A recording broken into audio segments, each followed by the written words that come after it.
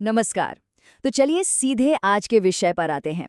आज हम गुस्सा यानी एंगर के इस बड़े से आइसबर्ग को डीकोड करने वाले हैं। हम देखने वाले हैं कि कैसे रोजमर्रा की छोटी छोटी बातों पर बुरा मान जाना दरअसल एक बहुत गहरे एकेडमिक और क्लिनिकल सच का हिस्सा है। सरफेस लेवल से शुरू करके हम बिल्कुल जड़ तक जाएंगे और हाँ, इसका सटीक समाधान भी निकालेंगे। तो शुरू करते हैं। आगे बढ़ने से पहले एक जल्दी से इस रोड मैप पर नजर डाल लेते हैं। आज हम इन 5 मेन पॉइंट्स पर फोकस करेंगे: the anatomy of offense, the narcissistic rage myth, vulnerability and aggression, the shame rage spiral और आखिर में रीवायरिंग एंगर विद सीबीटी। ये 5 स्टेप्स हमें एक आम साइकोलॉजी से लेकर सीधे क्लिनिकल सॉल्यूशन तक ले जाएंगे। तो चलिए सबसे पहले बात करते हैं भाग 1 की, द एनाटॉमी ऑफ ऑफेंस। ये बिल्कुल उस आइसबर्ग के ऊपरी हिस्से जैसा है जो पानी के बाहर दिखता है, जहां हम देखते हैं कि आखिर लोग आम सिचुएशंस में इतने ज्यादा डिफेंसिव क्यों हो जाते हैं। अब यहाँ सबसे बड़ा सवाल ये उठता है कि आखिर इस अचानक आने वाले एकदम एक्सप्लोसिव गुस्से और हाइपर डिफेंसिवनेस के पीछे असली वजह क्या होती है। मतलब ऐसा क्या चल रहा होता है किसी के दिमाग में जो उनकी भावनाओं को पूरी तरह से हाईजैक कर लेता है। दरअसल इसके पीछे मुख्य रूप से 3 कारण काम कर रहे होते हैं। पहला, एक बेहद सेंसिटिव ईगो। देखिए, जब किसी का अहंकार बहुत नाजुक होता है ना, तो वो दूसरों की नॉर्मल बातों को भी अपने ऊपर सीधा हमला समझ बैठते हैं। दूसरा बड़ा कारण है बीते हुए कल की यादें या ट्रॉमा। जब कोई पुरानी चोट ट्रिगर होती है तो एक इमोशनल हाईजैकिंग हो जाती है। इंसान प्रेजेंट मोमेंट को छोड़कर पास्ट की तरह रिएक्ट करने लगता है। और तीसरा, हर चीज को कुछ ज्यादा ही पर्सनल ले लेना। सोचिए, जब ये तीनों चीजें एक साथ मिलती हैं तो एक छोटी सी बात भी एक बहुत बड़े धमाके यानी विस्फोटक गुस्से को जन्म दे सकती है।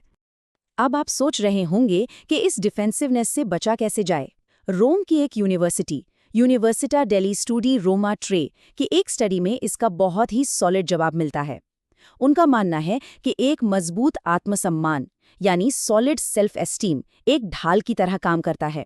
अगर आपका आत्मसम्मान पक्का है तो हर चीज का बुरा मानने की आदत अपने आप कम हो जाती है।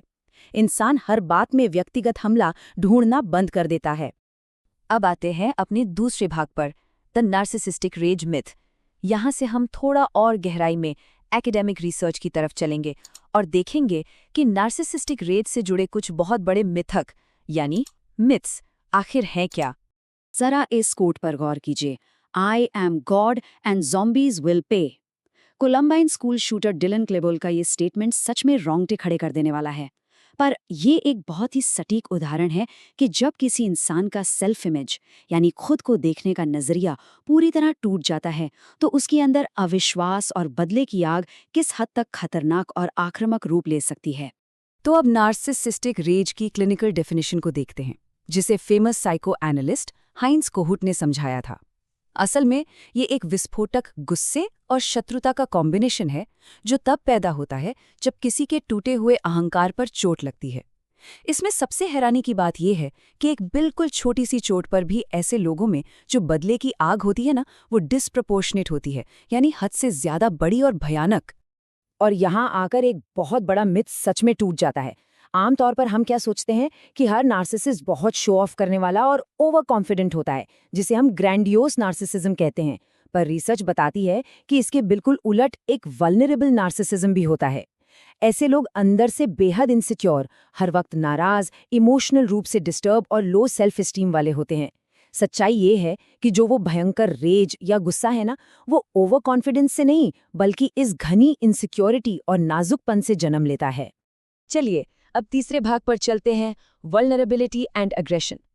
अब हम देखेंगे कि लैब में इन थ्योरीज को कैसे टेस्ट किया गया और आयोवा स्टेट यूनिवर्सिटी के एक्सपेरिमेंट्स हमें इस बारे में क्या बताते हैं। ये मॉडल बहुत ही ब्रिलियंटली इलस्ट्रेट करता है कि वल्नरेबल नार्सिसिज्म आखिर गुस्से में कैसे तब्दील हो जाता है। आप साफ देख सकते हैं कि कैसे वल्नरेबिलिटी पहले दूसरों पर मिसट्रस्ट यानी अविश्वास पैदा करती है, फिर शुरू होता है एंग्री रूमिनेशन यानी गुस्से में बातों को लगातार सोचते रहना, और इन्हीं सब का फाइनल रिजल्ट होता है रिएक्टिव और डिस्प्लेस्ड एग्रेशन। एकदम क्लियर चेन रिएक्शन है ये। इस पूरी प्रोसेस को लैब में टेस्ट करने के लिए एक बड़ा ही मजेदार एक्सपेरिमेंट किया गया, जिसे कहते हैं द हॉट सॉस एक्सपेरिमेंट। ध्यान दीजिएगा, इसमें लोगों को उकसाने के लिए उन्हें जबरदस्ती बेहद कड़वा करेले का जूस पिलाया गया। पता ही है, करेले का जूस किसी का भी मूड खराब करने के लिए काफी होता है। अब इस चार्ट को देखिए, ये जो सीधा स्पाइक आपको दिख रहा है ना, ये बहुत कुछ कहता है। करेले का जूस पीने के बाद जो पार्टिसिपेंट्स हाईली वल्नरेबल थे, यानी अंदर से नाजुक थे, उन्होंने बदला लेने के लिए सामने वाले को एक बेहद तीखा और नुकसान पहुंचाने वाला हॉट सॉस देना पसंद किया। साफ है, उकसाए जाने पर हाईली वल्नरेबल लोगों की आक्रामकता आम लोगों से कहीं ज्यादा थी। अब आते हैं चौथे भाग पर, द शेम रेज स्पाइरल। यहाँ हम उस इंटरनल मैकेनिज्म को समझेंगे जो इस तबाही वाले गुस्से को लगातार फ्यूल करता रहता है। एक ऐसी साइकिल जो टूटने का नाम नहीं लेती। सबसे क्रूशल पॉइंट आपको यहाँ इस चार्ट में दिखेगा। देखिए, जब किसी तरह का प्रोवोकेशन होता है, यानी जब उकसाया जाता है, तो हाईली वल्नरेबल लोगों का गुस्सा नॉर्मल लोगों के मुकाबले सीधा दुगना हो जाता है, डबल। ये उनकी डीप इमोशनल फ्रिजिलिटी, यानी अंदर की बेहद गहरी असुरक्षा का एकदम ठोस प्रूफ है। और पता है इस पूरे गुस्से का मुख्य इंजन क्या है? वो है एंग्री रूमिनेशन। बेसिकली ये एक ऐसा दिमागी लूप है जहां इंसान दूसरों पर अविश्वास करता है और किसी छोटी सी बात पर गुस्से में आग बबूला होता रहता है। ये इंजन छोटी मोटी बातों को एक मैसिव एक्सप्लोजन में बदल देता है। और इसका सबसे बड़ा नुकसान पता है क्या है? इसका शिकार अक्सर वो अनजान और बेकसूर लोग होते हैं जो बस गलती से उनके सामने आ जाते। उसी लैब एक्सपेरिमेंट का एक और रिजल्ट देखिए जो सच में चौंका देने वाला है। वल्नरेबल नार्सिसिस्ट्स ने जिस इंसान ने उन्हें उकसाया था उसे तो तीखा सॉस दिया ही, पर हैरानी की बात यह है कि उन्होंने अपना गुस्सा एक बिल्कुल अनजान और इनोसेंट तीसरे व्यक्ति पर भी उतनी ही बार निकाला। इसका मतलब समझ रहे हैं आप? गुस्से और उस रूमिनेशन के लूप में फंसने के बाद उनका दिमाग दोषी और निर्दोष में फर्क करना ही भूल गया था। तो अब आते हैं अपने आखिरी और पांचवें भाग पर, रीवायरिंग एंगर विद सीबीटी। हमने प्रॉब्लम समझ ली, अब हम देखेंगे कि कॉग्निटिव बिहेवियरल थेरेपी यानी सीबीटी के जरिए इस गुस्से के आइसबर्ग को पिघलाया और ठीक कैसे किया जा सकता है। कॉग्निटिव कनेक्शन ने गुस्से के रिस्पॉन्स को कंप्लीटली रीवायर करने के लिए एक सीक्वेंशियल टूलकिट बनाया है।